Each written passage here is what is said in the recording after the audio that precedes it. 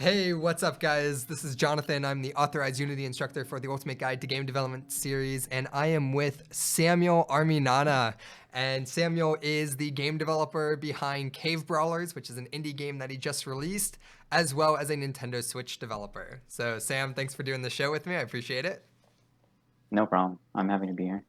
All right, good deal. So, real quickly, so a lot of this show, what I want to spend time with, because a lot of people are going to learn a lot about both of us in this show, because we actually we went through the struggles of learning Unity together 5 years ago. Sam and I met, so we've gone Yeah. a long we've had a long journey of learning Unity and getting quite a bit of experience. And now Sam is a Nintendo Switch developer, which a lot of people are interested in.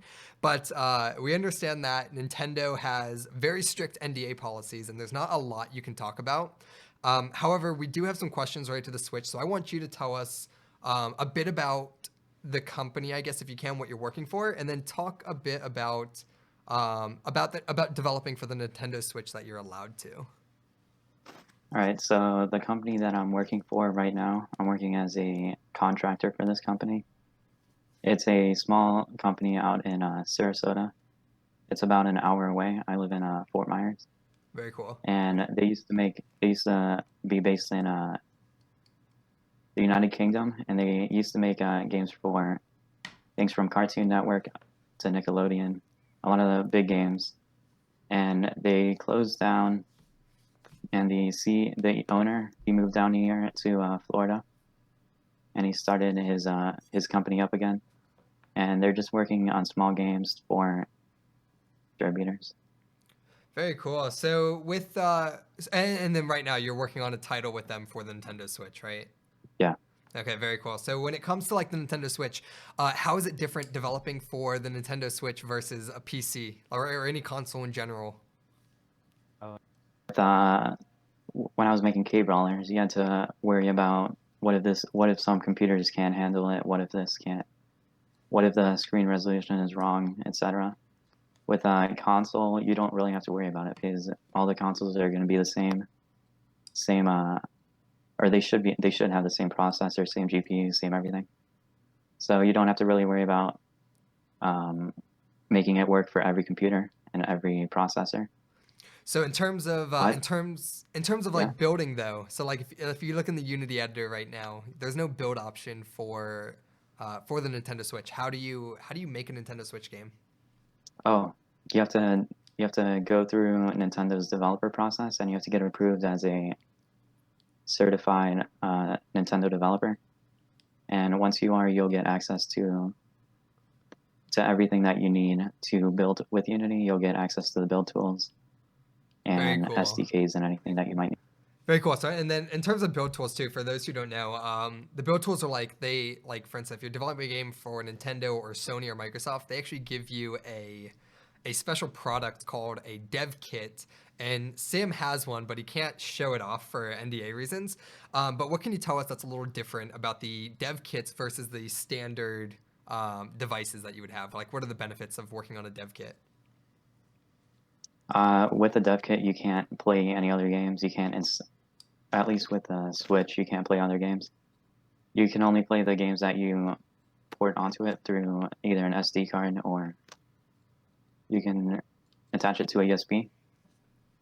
And I get access to debug info about the console, like temperature, like any logs, that debug.logs, for example, in Unity that I have.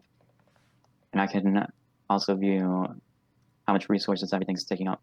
And I can debug everything from there. Very cool. Do you use like a special version of Unity, or is it the traditional Unity? It just now integrates with this outside SDK. It's the traditional Unity. Okay, very cool. All right, Yeah. so as we go through the stream, if anyone has any Nintendo Switch questions, if Sam can answer them, he will. But there's a lot that he can't answer. Yeah. So let's go ahead and move forward with how you got started. How did you get started programming games? Because you're like myself, you're a completely self-taught developer. I mean, when I think the definition of self-taught to making it as a career as a game developer, you come to mind. So how did you get started programming games? So I'm 18 right now. I started when I was 11. I was just getting into middle school, if I remember correctly, and I started with my very own Minecraft server, Skate, and I started off with Minecraft. And one of the users that was in my servers, he was a mod developer who introduced me to the world of modding. His name was Rizix, RI5UX, and he made the Alien vs Predator mod for Minecraft. And he's super talented, helped me with a lot, and helped me get into Java programming.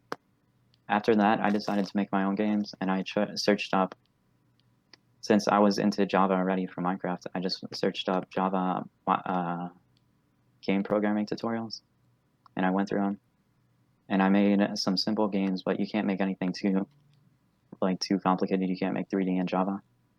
So It was just 2D tower defense games. And I looked up some more video game programming videos, and I looked at some games that people had already created. And I saw this 3D shooter. I don't remember the name. I don't remember it, but it was a 3D shooter, and I looked up what engine they used, and I saw Unity. So I go through Unity, and I see all these cool games that were made with it, and how it supports 3D, and how simple it is. And once I opened it, I was pretty intimidated. It was a bunch of windows, bunch of everything all over the place, and I had no idea what any of it was. So I looked up some videos again, and after about 2 or 3 hours, I got angry, and I closed Unity and uninstalled it. Nice. But about a week ago, a week later, I opened it back up, and I go through it again to try again, and I get pretty far. I made a cube that was attached to the camera, and it little white spears out of the muzzle, and that was it just felt really good to make something, even though it was that simple. Like, looking back at it, I can make that in like 2 minutes, but that took a really long time. But I also learned a lot about the engine, and then I was one of those people that wanted to make a Call of Duty lookalike. So after Black Ops, I think it was 1 or 2 that came out, Black Ops Zombies, I thought, hey, let's make a first-person zombie shooter. And that was when I was like 13. That was actually when I joined the Unity Bar and Grill. It was a chat similar to the Discord chat that you have running right now, where people meet and they can like share their game, share everything that they're learning. So I went on there, and I showed a few people the game, and I don't know if you remember it, but I had people say that it was like garbage. Oh, dude, almost everything 5 years ago was complete garbage in Unity. It wasn't until like Richard came out that it was like, oh wow, this engine really has potential. I mean, that's about the time, like about 5 years ago, we stumbled into this chat room that was designed for like people who wanted to learn Unity and help each other out.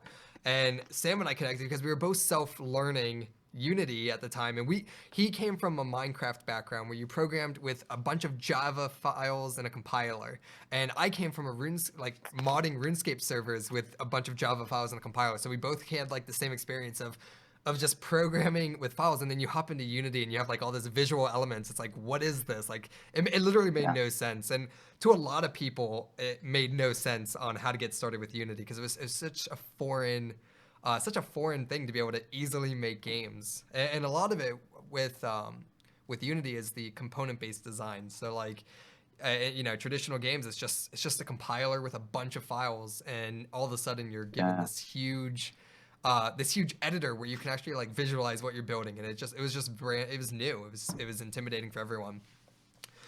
So, and even today, but courses like yours help people start into the Unity. Exactly, and that's right. Exactly, that's. I mean, ultimately, that's when it started. I think we met, and then I think I think like very shortly after is when I started freelance teaching people how to get started with Unity, because like we would Yeah. find people all the time who just had no clue how to get started. It's like we've been there, so I started doing it, and then um, the crowd got on board with it because they figured they thought I could do it well, and I guess they were right. Yeah. All right, so talk about Cave Brawlers. What is Cave Brawlers? So Cave Brawlers is according to Steam, it is a 2D action adventure game, hack and slash, that was inspired by Castle Crashers, Wonder Boy and Wonderland, and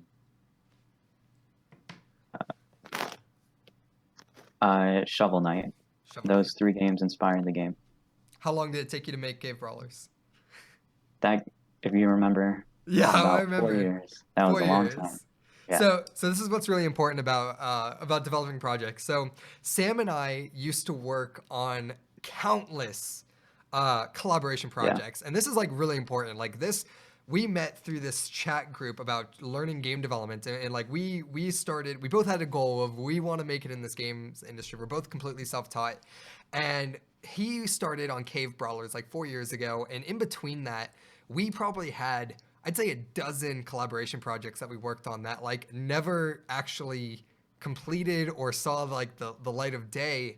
But why was it so important that we kept just randomly making new projects, even though we probably knew in our minds like this is never going to get finished? But why did we? And we attempted some really like ambitious projects. Like we attempted like MMOs the size of RuneScape. We attempted zombie shooters the size of Call of Duty. Yeah, we did. And then we also attempted like very small things like Flappy Bird when the whole craze of Flappy Bird came out. Why is it important that even though we knew that we were never going to finish those projects, why was it so important that we did those? Because it teaches you the engine, and it teaches you how to get started on a new project and add things quickly. And eventually, like by the fifth project that you start over, you're gonna have a ton more knowledge about how to do things. Yeah, And eventually, also, you're gonna project that you really want to do, like I did with Cave Brawlers. Yeah. Even though it took me about 4 years.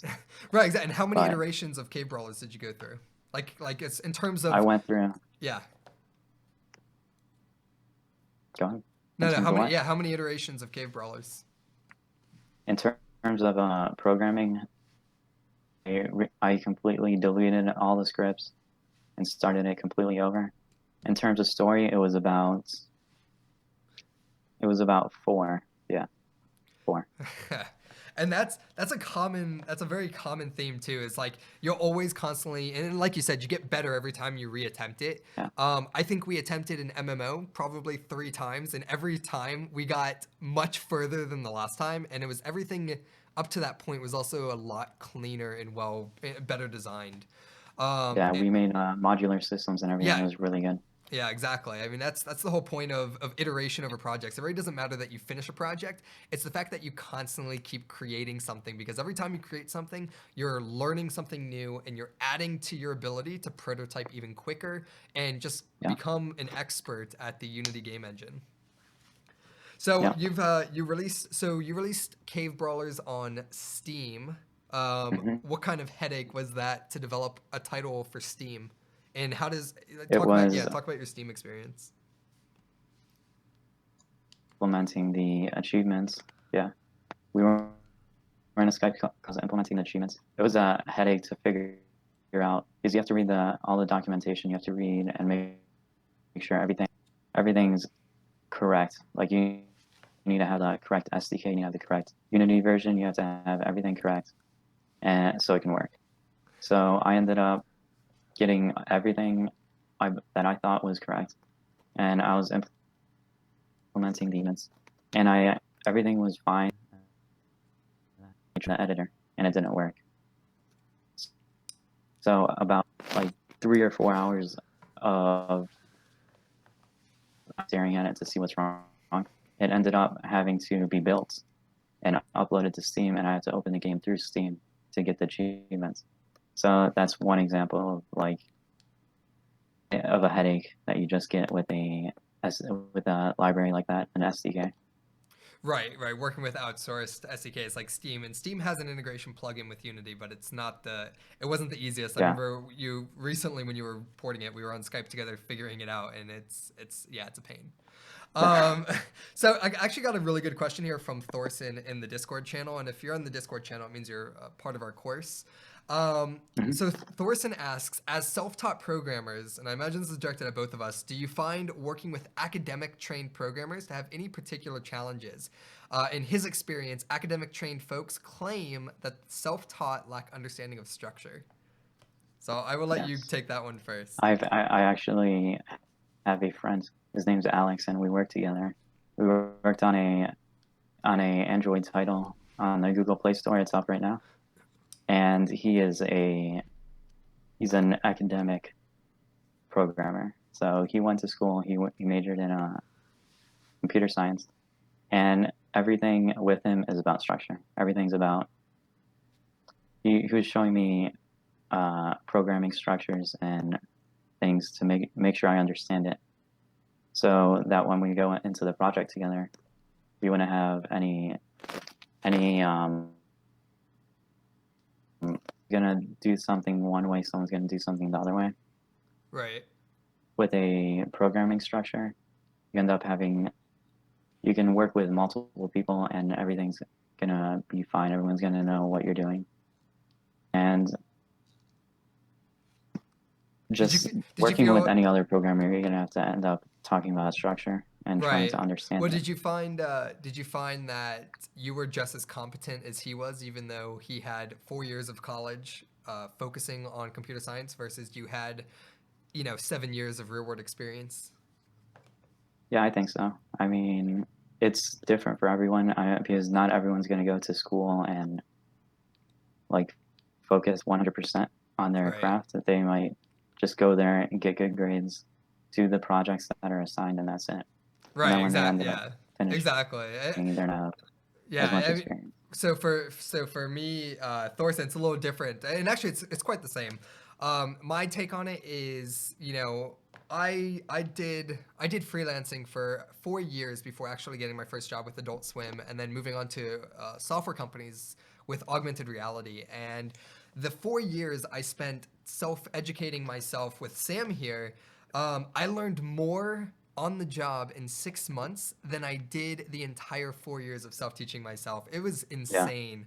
Now, and today, being I'm going on over 8 years now of being able of programming experience, developing games and applications for Adult Swim, working with casino companies and big companies like Coca-Cola and AT&T.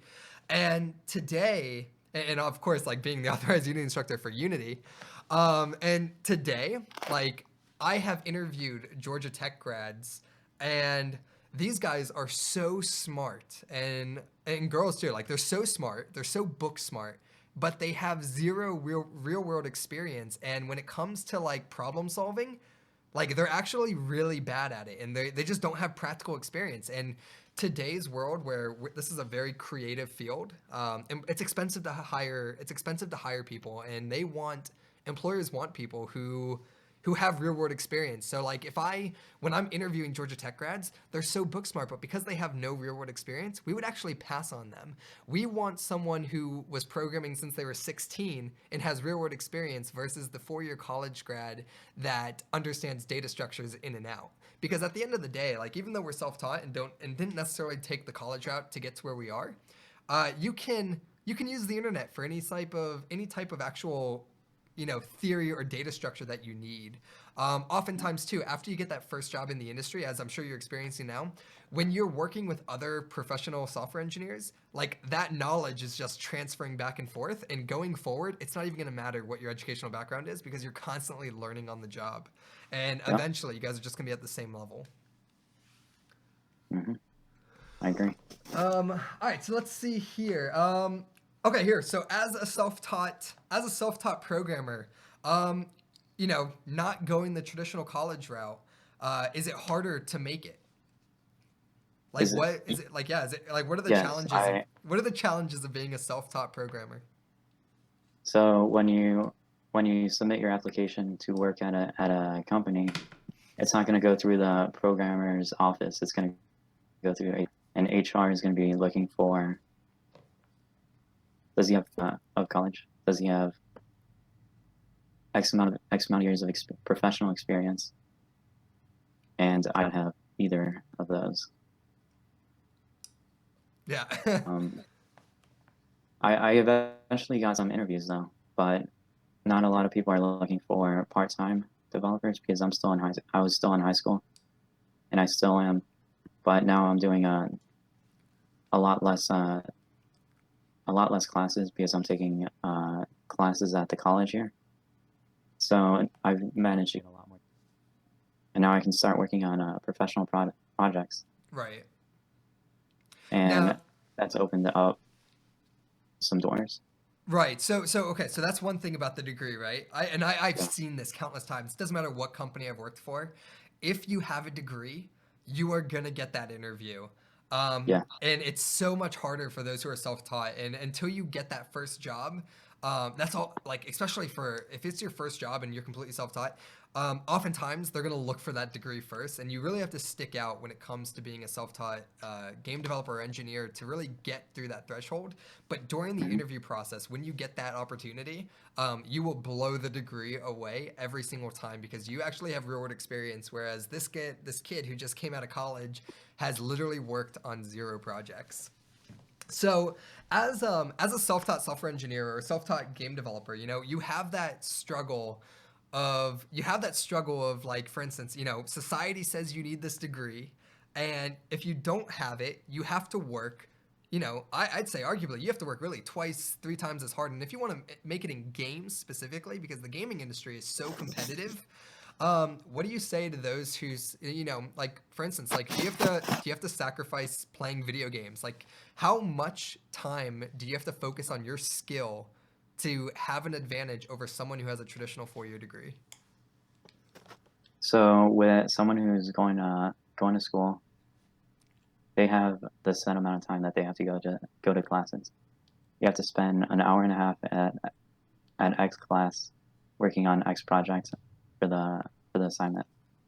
But if you do it self-taught, you have to have that discipline to go through and work on your craft without having someone tell you you're going to get an F if you don't do that project.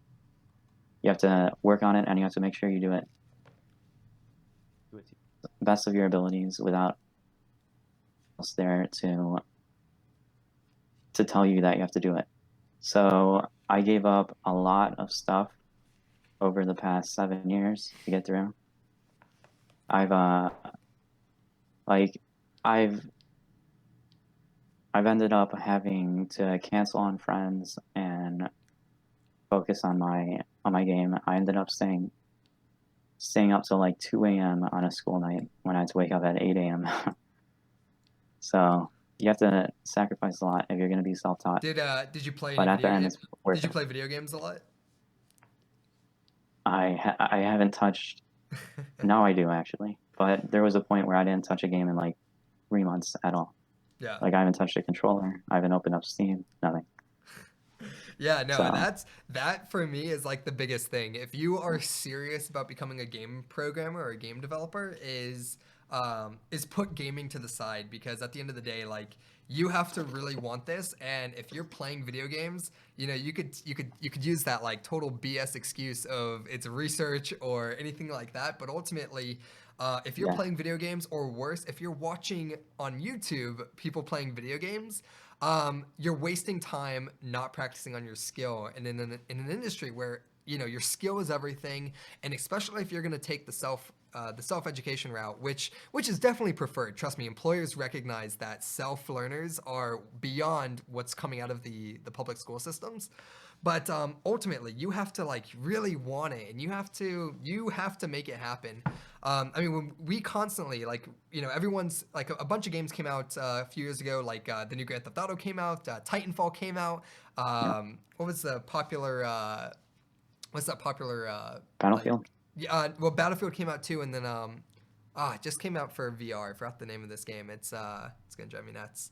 Fallout. Great. The new Fallout Oh, came out, and like we have all these friends in like these group chats who are going out and playing these games, and we're looking at those games as damn, I wish we could have worked on those games. I have no interest in playing Yeah. those games, but I want to work on those games. So in order to get to that point, you have to literally be constantly programming games because that's what you want to do. You love to program games. I don't want to play games. I want to make them. Yeah. Once you actually get like paid work, and once you're in the industry, then you can actually look at gaming as like, oh wow, this is awesome. Like I forgot what it feels like to play video games, and even today, like I have more free time than I've ever had before, but I can. I don't play video games as much anymore because I still look at video games as an art form, as I want to work or make a video game like that. I'm always still programming my own games on my own time, and I'm always creating new content now for Unity. So Yeah. that's really what determines who's going to make it and who's not going to make it as a self-educator in this field. And Udemy, working with Udemy and Unity Technologies is we're providing an opportunity to help those who are also interested in taking the self-learning route, because your society is not going to define your success. You're going to define your own success and what you put out. So when it comes to how badly you want it, you're going to make it happen if you want it. Give me 1 second here. I just want to check out some of the chats over here. Okay, so yeah, what made you want to make? You mentioned that you wanted to make games because you met that guy through Minecraft, and you were creating Minecraft servers. How long have you been using Unity now for? Unity, I've been using it since I think Unity 4. I think when Unity 4 just came out. Okay, cool. So I picked it up in 2.6, dropped it, and then came back at 3.1. So and I think we may have met. Yeah, okay. No, I think we may have met like at 3.5 when that came out. Yeah, probably. So okay, so here's another thing too. In terms of collaboration projects, there's a big stigma right now around the communities about you should never work for free, or exposure. And to a sense, if it's a professional company, you should never work for exposure. You should always be paid. But in terms of starting collaboration projects, even if they're just like ridiculous MMO length projects, would you encourage everyone to form collaboration groups and just work on projects? I would encourage you to work on your own projects when you're starting out, so you can build that foundation. And then when you start deciding that you're like, okay, I can probably start working with other people, you should reach out and try to find either, if you're doing programming, try and find another artist. If you're doing art, try and find a programmer, and try to pair up with someone that can fill the other gap inside of your game. And you and I are both programmers, and we had one artist. Yeah, we had one artist in the mix. Yeah, and sadly that artist, he was a good friend of ours, and sadly he kind of faded away and went down a whole different path. But that caused Sam, because I couldn't do it. That caused you to learn pixel art. Sam self-taught himself Photoshop, and he actually did all of the artwork for Cave Brawlers that you see, and that was done through him just messing around and partly contributing to some of the projects we were working on at that time. Just being able to do we were working on some pixel projects, and I took a course in high school on, it was 3D art, and I ended up picking up Maya and 3ds Max, but I never went too much into that though. But it helps me a lot. I was able to make I was able to make a 3D game in a few days. It didn't take too long. Right, because you were like, finally, we didn't have to rely on that third guy, which is So I mean, it paid off. It paid off for you, because now the way I look at it is I'm a game programmer, and I suck so hard when it comes to art. I mean, you guys see these overlays that you're looking at right now? Sam creates these overlays for me, because I don't even know how to use like Paint to do any of this stuff. Just like swapping out these logos, like that's all Sam's work. And it's insane. Like it's so bad. Yeah, he gets a message weekly. He's like, "Hey, dude, I need this overlay," and usually it's like 30 minutes before the show starts. But like, and that's that's what game development is. It's like Sam is a game developer. Sam is an artist and a programmer, and he's a programmer first, but he was able to self-educate himself on art. And I would love to find time to do that. It's just I hate the art pipeline so much. I'm so passionate about code, and I couldn't do it. All right, so guys, Yeah. we are let's see here, it's 7:35, so we're gonna go and take a quick minute break here, and when we get back, we will continue.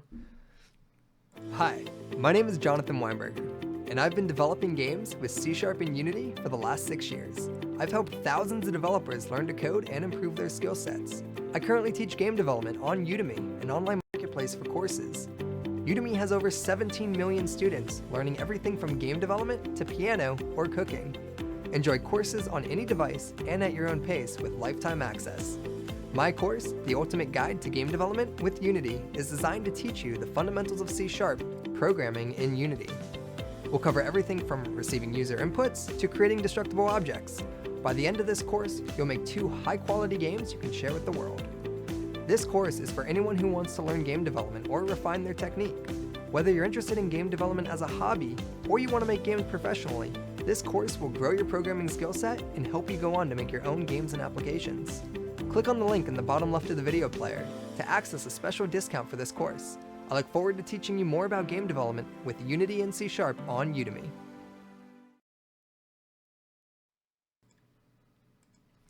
All right, so we are back. And so let's see here. So I want to talk a bit about, you guys talk about the passion to put in the time needed. Okay, so we got a question from Thorsten here. You guys talk about the passion to put in the time needed. I'm curious how Sam navigated critics who were less than kind. Okay, so that's great. So all throughout our collaboration days, like, I mean, even years ago working in Unity, okay, so like for instance, your game Cave Brawlers, have you gotten any critiques on it? I have. Okay. The game is story based, and it has some comedic story, and not everyone's gonna enjoy the story. I've gotten a review already. It was not recommended, and the review basically said that it was an alright game, but the mechanics were already used. Like some games already took these mechanics, and these are just generic mechanics by this point. But the game's main purpose was to go through with the story, and he recognized that, and he said that he didn't like the story, he didn't like the comedy in it, and he ended up not recommending it. But right, that that he can tell that it was a project of my passion, and that he recognizes that that I'm not trying to get people to buy the game. I'm just trying to get people to see that story. That's awesome. So how did that make you feel? Does it affect you, like when you're developing or anything like that? Does it affect you if someone doesn't like your game? I feel like I'm in therapy. Yeah, you go into therapy. I mean, you can't let it bother you because not everyone's gonna enjoy your game. Right. When I made the 3D first-person shooter, there's this person on the forums, on the Unity forums, who's usually not the most encouraging person, and he saw another first-person shooter. He saw another guy trying to just make a shooter game like Call of Duty, and he called me out on it and said that the game was pretty shitty. Excuse my language, and that I should just start off with something less difficult. And that's when we moved on to the MMO. Yeah, that's when we moved on to the MMO. MMORPG. Oh man. So I got a question here from someone in Discord, HR Olgar. He loves to hear that he's not the only one who sucks at art, which I am 100% there with you. Sam is also there with you. He's just better than I am. How much of a problem in your experience in Unity would you say, like, in order to be successful, do you need to be an artist? How much? In order to be successful, do you have to be an artist? If you can smooth talk artists into giving you art, then no. Exactly. You don't need right? to be good. Yeah, no, exactly. I'd say, Yeah. yeah, I'd say what's more important is that you can communicate with artists. If you can communicate with artists and you can work with what they give you, it's much more important to know as a game programmer how to work with art assets. And that's kind of what I show you guys in this course is you're getting these high quality assets. And that's all you have to do. You just have to know how to receive those high quality assets and put them in Unity. Once they're in Unity, as long as you know how to drag and drop them and place them wherever they need to be and use materials, you're fine. If you can work and communicate with an artist, you don't need to know how to make art. Up until recently, I've hated the entire art pipeline. I've always admired it. And sometime this year, I want to put it on my to-do list to learn like Blender or Maya. Yeah. Let me see You here. also have to be a skilled programmer. You can't just go expecting to not to barely know how to code and expect to find like a AAA artist. Yeah, You have yeah, to right. match your experience with an artist's experience if you're going to work for free. Yeah, exactly right. And that, yeah, when it comes to collaboration projects, if you really want someone who's talented on your team, you have to be very talented in your expertise.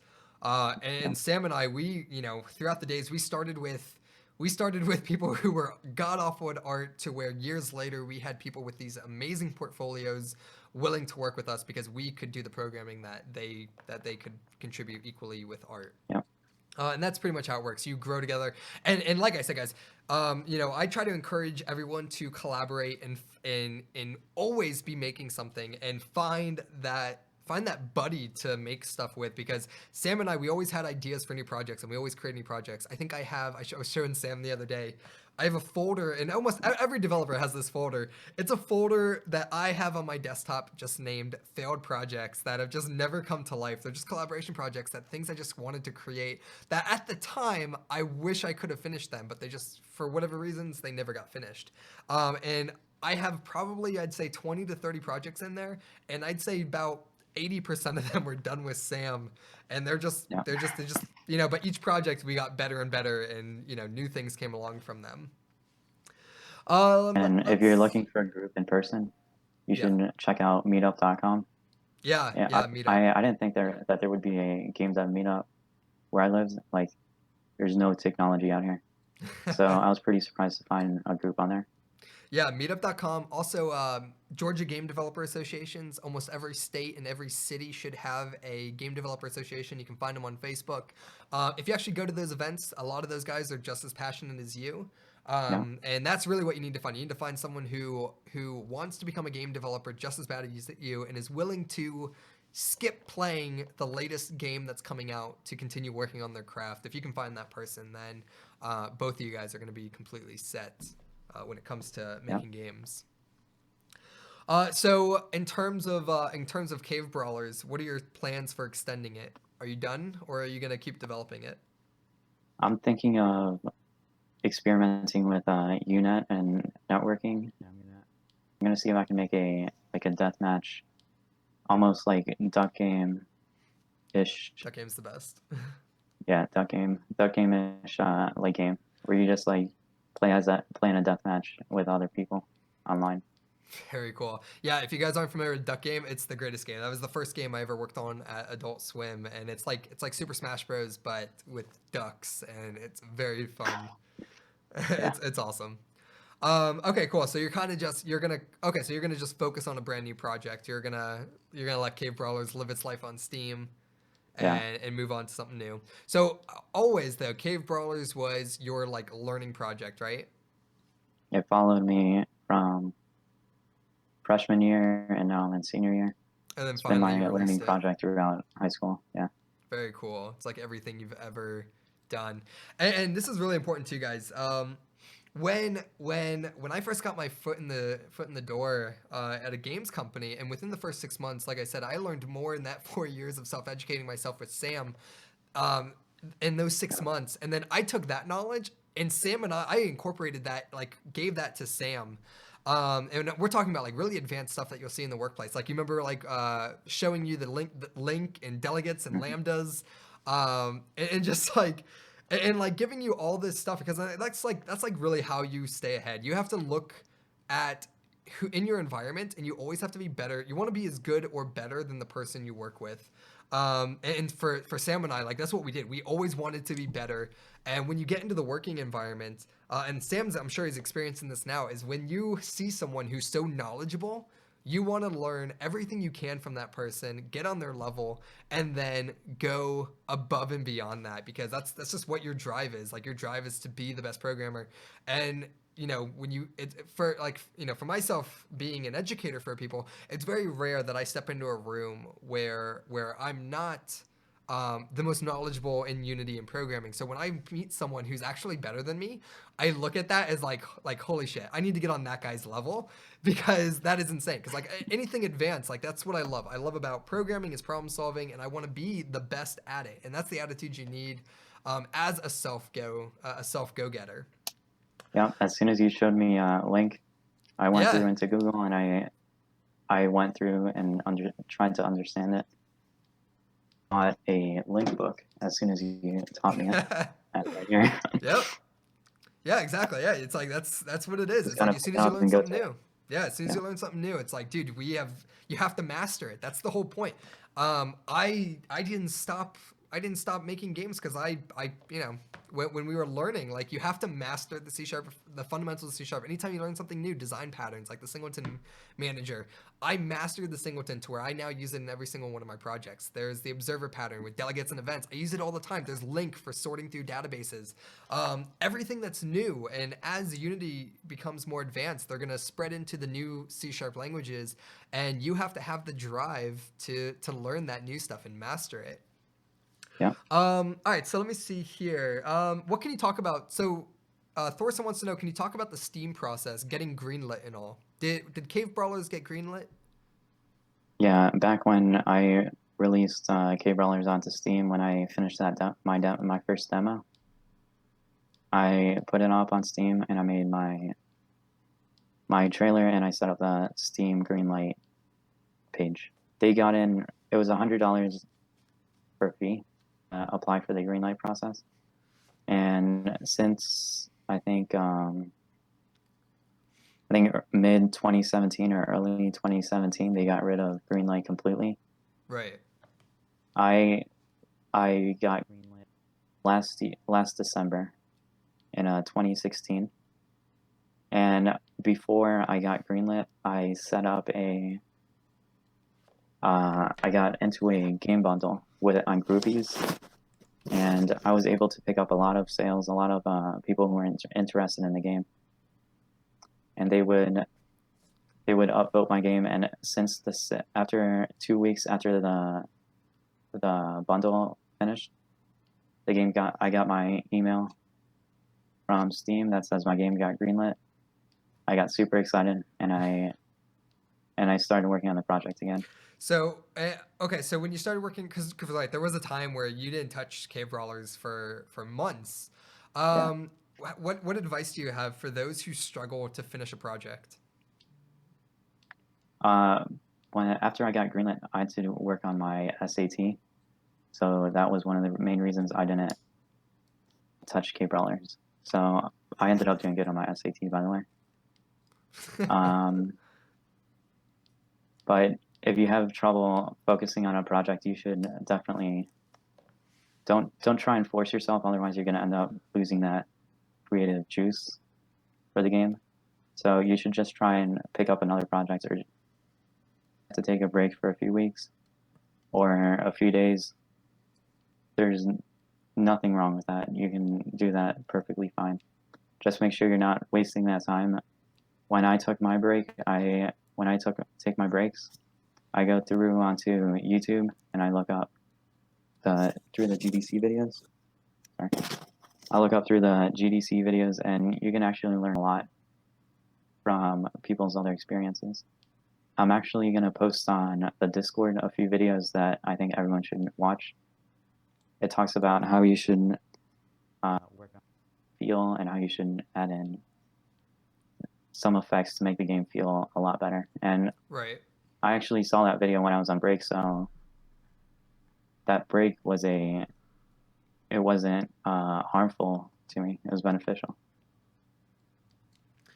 Very cool. So here I got a question from Dustin on the YouTube chat. Were the times when you all right? Were the times when you needed to sacrifice art? Yeah. Look. Okay, so okay, were there times when you needed to sacrifice art for functionality, and vice versa?